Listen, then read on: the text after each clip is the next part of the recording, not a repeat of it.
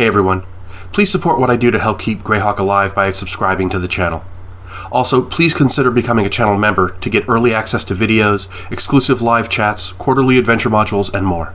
Thanks, and enjoy the show. You would think that figuring out what the symbol of the Temple of Elemental Evil is and the Elder Elemental God, you'd think that was the easiest thing in the world. But it's not, and we're going to talk about it today on Greyhawk Grognard.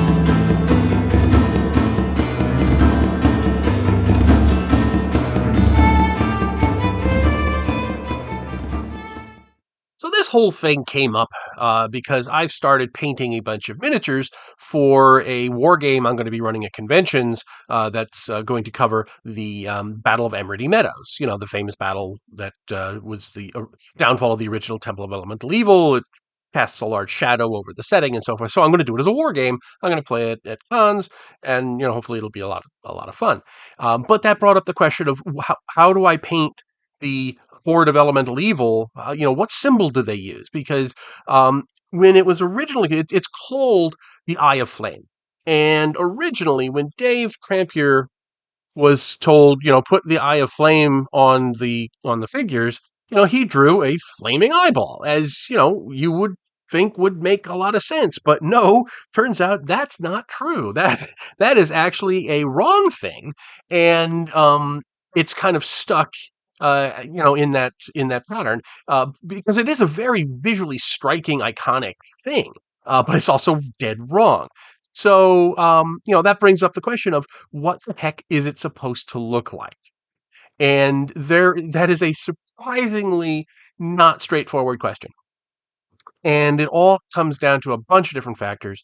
I think I've settled on a scenario that works for me as to how things ended up the way they are. So, first things first, what is the Eye of Flame supposed to look like? So in the Temple of Elemental Evil, on page 80, room 314, the Chamber of Eyes, the plastered walls of this triangular room are covered with paintings of eyes and the symbol of the Eye of Fire, an equilateral triangle with a Y shape within, the branches at the base corners, and the stem meeting the apex. Okay, so what does that mean? It means you have a triangle with a Y inside of it. And this is what it looks like. You have the triangle, you have the three lines inside in a Y shape, and they connect to the corners. Okay, fine. This makes sense. However, if we then look at the Hall of the Fire Giant King, which I have here in Against the Giants, um, there's a different description.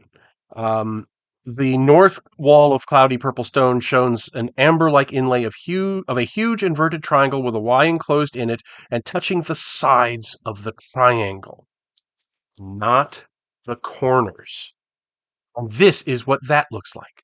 So this is what you see if you go to an actual Temple of the Eye, an actual thing where the Elder Elemental God is worshipped. It looks like this. It is still the Eye of Fire. It's still the same.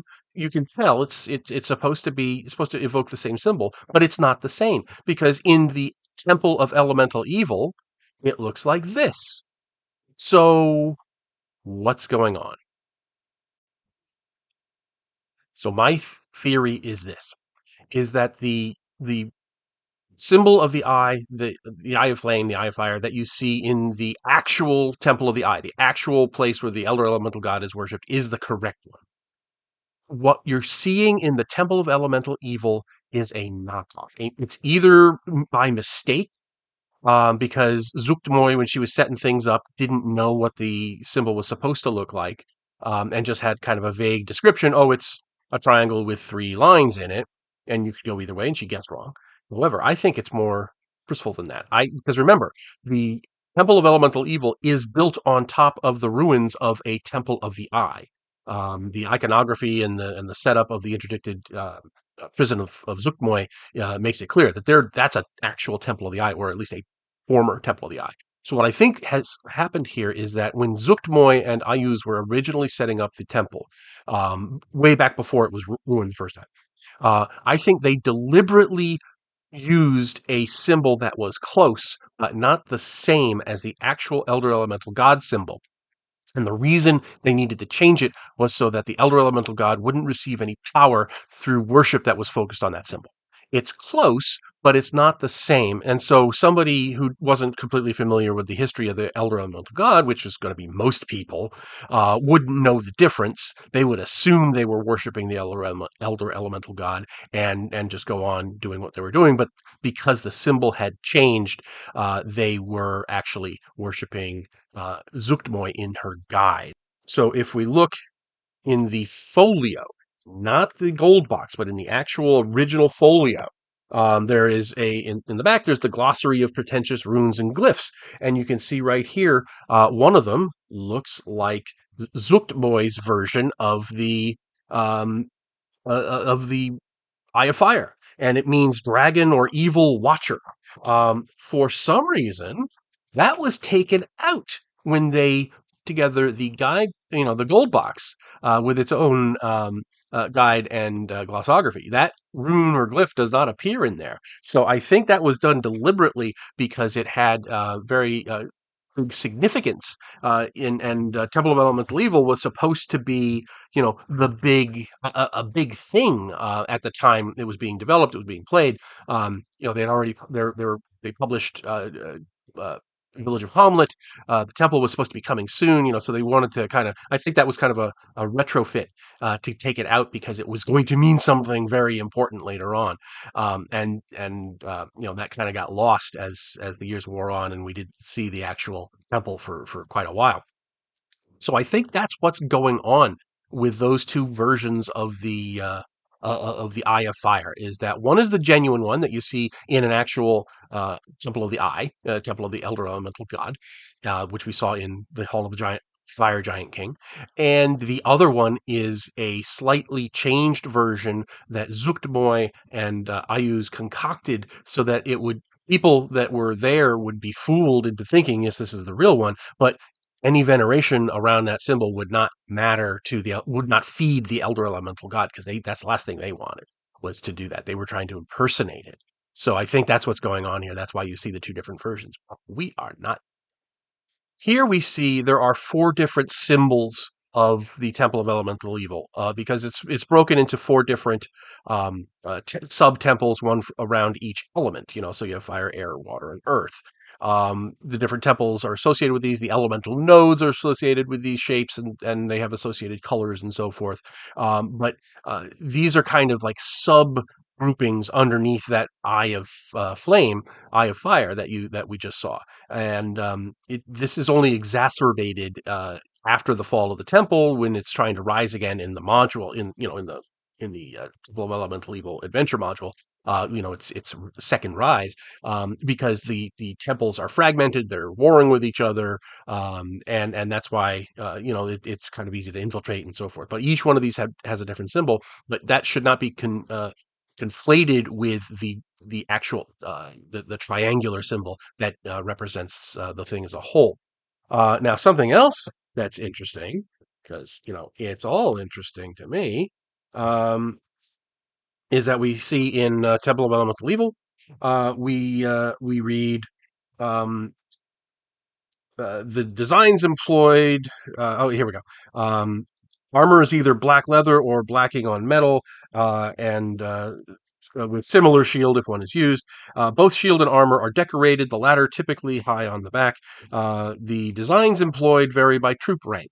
The designs employed, no, regular troops, bugbears, and ogres wear Zuchtmoy's Eye of Fire, the symbol first encountered in the ruins by Hamlet in the moat house. And take that very interestingly. Zuchtmoy's Eye of Fire, as distinct from the Elder Elemental God's Eye of Fire. It's hiding in plain sight right here in the text. It's Zuchtmoy's Eye of Fire. The guards, trolls, etnies, and giants, and the bugbear and ogre chieftains wear the ensign of Ayuz, the grinning red-horned skull so common to the guards on dungeon level 2. We'll get there in a second. The clerics and magic users wear the emblem of the Orb of Golden Death, a golden skull without a lower jaw but with a jeweled crown. And that's what this looks like. But, as you can see, there's a bit of a problem. The Orb of Golden Death it matches exactly what the illustration looks like in the Temple of Elemental Evil. It is a skull with a crown, no lower jaw. Fine, that works. However, Ayuz, the ensign of Ayuz, as they say, the grinning red horned skull. Grinning red horned skull. Well, in the gold box, we are shown that, and the folio, we're shown that Ayuz's symbol is actually this red shield with the worm Ouroboros in it, and a triangle and a star. That is the symbol of Ayuz's land. Um, but in the description of Ayuz at the back, where they give Ayuz and Saint Cuthbert, it's said to be a skull dripping red with blood. Okay, fine. So I can accept that. You know, the country has one symbol. It's probably left over from when he took over, pretending to be the son of some petty nobleman out there. That was probably the petty nobleman's family crest or whatever, and eventually it gets replaced with the skull because in you know in this description of Ayuz as a deity, it gives the skull. But that does not look like what is being described here. That is not a grinning red horned skull. So, what is a grinning red horned skull? Well, I'm glad you asked, because that description fits the symbol of the Horned Society to a T. Now, what do you think about that? Well, here's my brilliant theory. Because remember, when this was all published, this was before From the Ashes. The Horn Society still existed. They and Ayuz were at odds, even though they didn't know how much at odds they were with Ayuz. So, what I'm thinking here is that this is another ruse by Ayuz, that he's behind everything. He's still calling the shots. He's still using the temple for his own ends, which is basically to distract Furiondi and Valuna from what he's doing up in the north, which was the same reason that he was involved with it years before.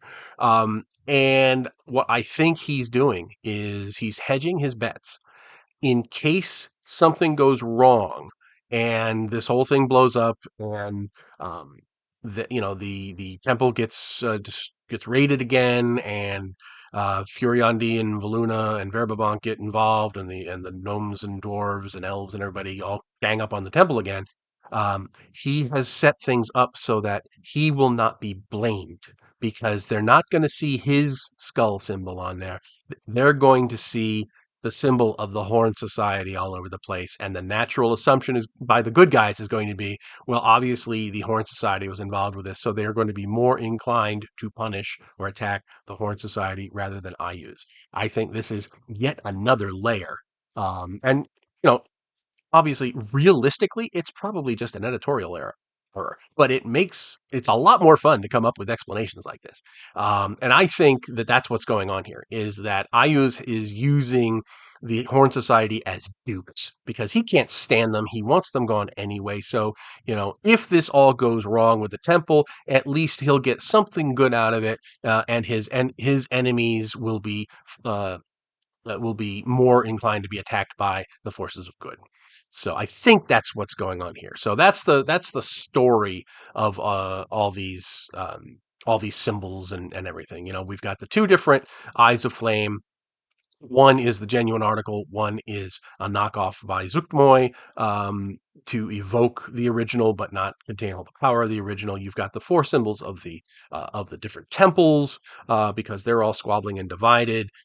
You've got then other symbols that come in from Ayuz, and they don't match what they should look like. So, in my opinion, that's Ayuz being clever and setting stuff up just in case. So, anyway, hope you've enjoyed this little trip through the iconography of elemental evil, and let me know if you've ever delved deeply into this kind of stuff. Would these symbols matter to your players? How would you maybe give them clues that this is important? Why is the triangle symbol different here rather than here?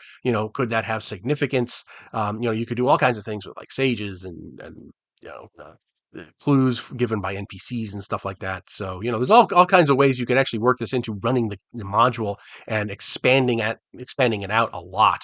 Especially, if they capture a guard or something who's wearing the livery of the Horn Society, and he starts babbling on about Ayus. Does that, raise any red flags? It would if you knew the history between the two. So that's another way you can kind of work in the lore into the adventure. So anyway, let me know what you think. I've had a blast doing this. Hope you're having a wonderful day, and I will talk to y'all later. Thanks for watching today's video. Please remember to hit the like button and subscribe to the channel. Below you'll find links to my Patreon, which helps make these videos possible. You'll also find the web store where you can buy my books, and my blog where you'll find all sorts of free downloads and other articles. Thanks, and have a great day.